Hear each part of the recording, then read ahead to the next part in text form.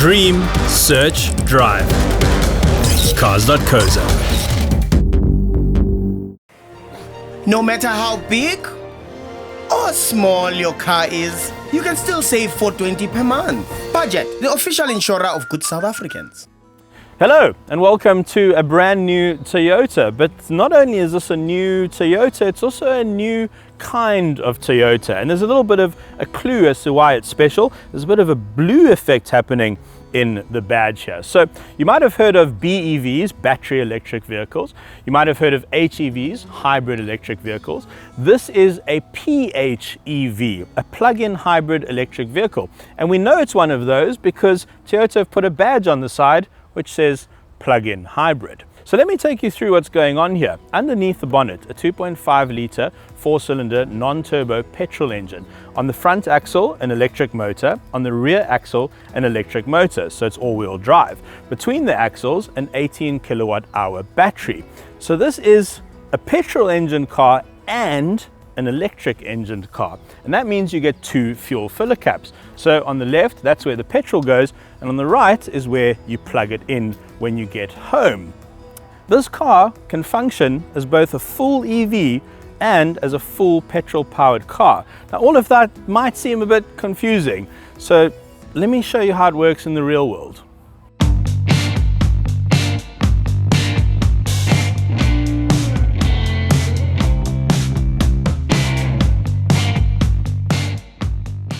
Now your first question might be, what makes this different to the other RAV4 hybrid you can buy or the Haval H6 Hybrid that you can buy? Well, traditionally an HEV will have a very small battery, about a tenth of the size of this 18 kilowatt hour battery. It will also only have one, maybe two motors, but those motors will be quite small and not have particularly large outputs. The difference here is you've got a much bigger battery, you've got two motors, and one of those is huge. One of those electric motors alone puts out 134 kilowatts. The petrol engine puts out 136 kilowatts. The rear motor puts out 40 kilowatts. Now, if you add all of those together, that's a large number, which I haven't calculated yet, but it doesn't matter because the system has inefficiencies and it has software which controls it. And basically what it means is you get an output of 225 kilowatts of power. Now that's quite a lot of power in a RAV4. It means this car can do 0 to 100 in 6 seconds, which feels a little bit unnecessary, but it is quite fun as well and very easy to overtake on the highway. Now, going back to the difference between a hybrid and this, a PHEV, is that this car can run exclusively in EV mode all the way up to highway speeds and beyond, when a hybrid can probably only run to about 40 to 60 k's an hour in full electric mode. This car's default mode is full electric mode. Every time you get in, it tries its best to stay in full electric mode for as long as possible. Now you can really game the system here, and you can plug this car in at night into a normal wall socket. It takes between 6 and 9 hours to charge the battery completely full, and when you wake up you've got a completely full battery that can take you about 60 to 80 k's just on electricity alone. Now what that means for somebody like myself is that I could probably go Monday to Friday without using a single drop of petrol. My commute is 10 k's to work and 10 k's back, and occasionally obviously I'll go to Dis-Chem and buy half of Dis-Chem, or I'll have to run to some other shop, something out of the way, or maybe go out for a bite to eat. But that's all easily covered in 60 to 80 k's. So if I owned this car, pretty much Monday to Friday, I wouldn't use a drop of fuel.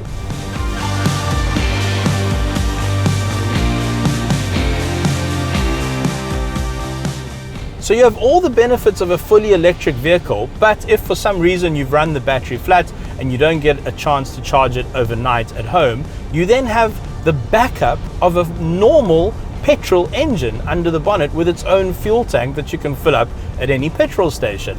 So the concept of range anxiety just goes out the window. And you can also force it into charge mode where it will then run the petrol engine continuously and charge your battery for you. So if you know you're going to park the car and you won't have a chance to charge it, you just lock it into charge mode, and after about half an hour to 40 minutes of driving, it will almost have charged your battery full.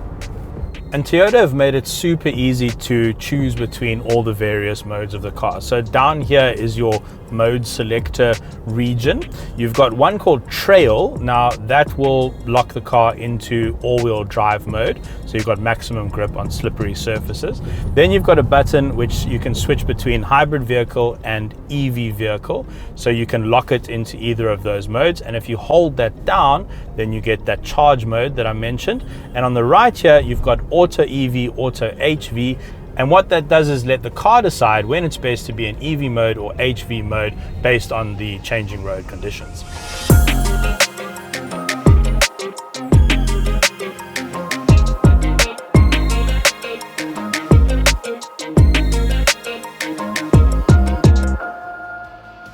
And all of this leads me to think that PHEVs are the perfect solution for South African motorists, because let's face it, we're a country of road trippers. We love road tripping, we love long distance drives, and electric vehicles just aren't great on long distances.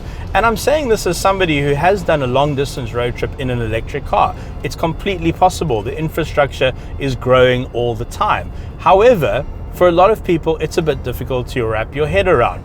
And also, let's face it, we live in a country with energy insecurity, which is a very nice way of saying that the government has completely f***ed us.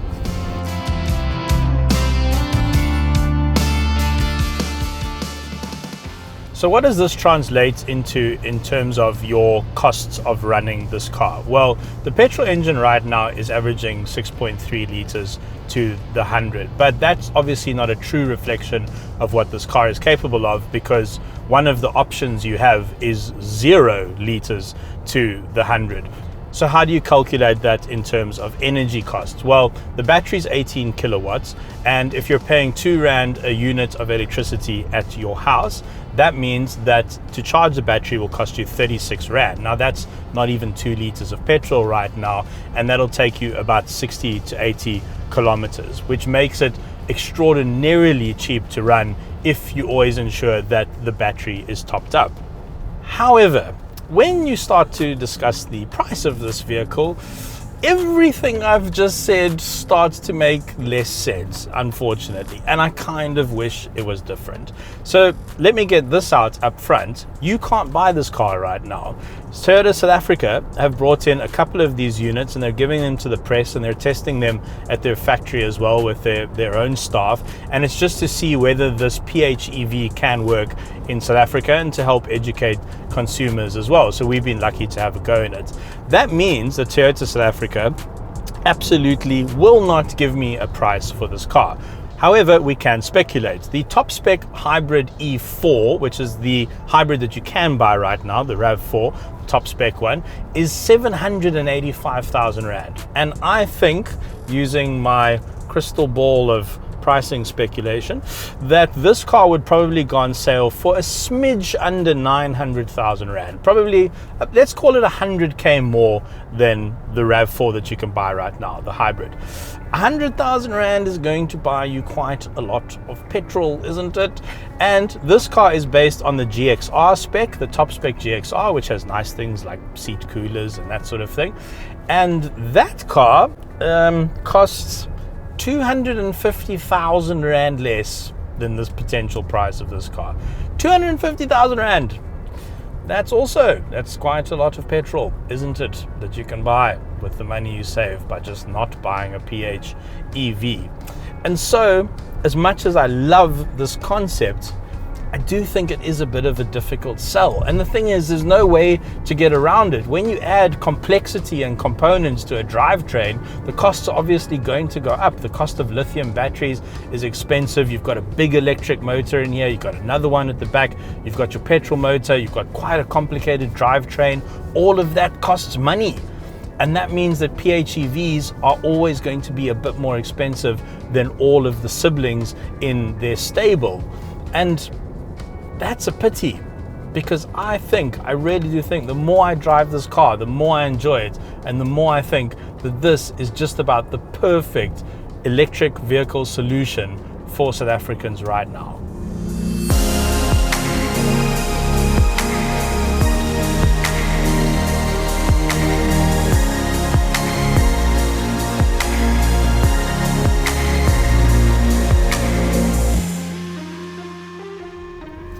Now, I have come to really appreciate the experience of an EV car. For me, they are the best commuter cars that money can buy. If money is no object, right now I would have an EV, and of course something interesting to drive on the weekend because they are pretty dull.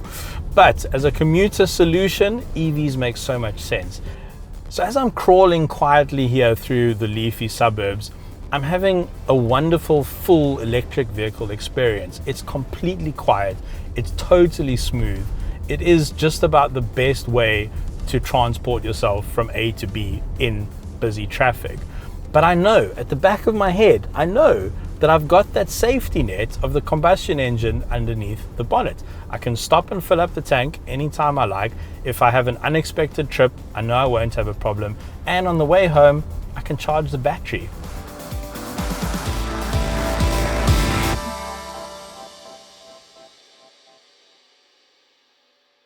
Are you busy trying to decide between 2 cars, 3 cars, 4 cars, 5 cars, 6 cars? We have an excellent compare tool on our site which will help you make sense of all the different pricing and all the different specs. You'll find it on our main site as well as in our app. It's super slick, it's easy to use, it's highly detailed, it's constantly updated with the latest information and pricing, and I can guarantee you it'll make your life a ton easier. Check it out on our website, link in the description below. You can't claim that budget doesn't have your back. Sure, but you can claim via WhatsApp. Budget, the official insurer of good South Africans. Cars.co.za.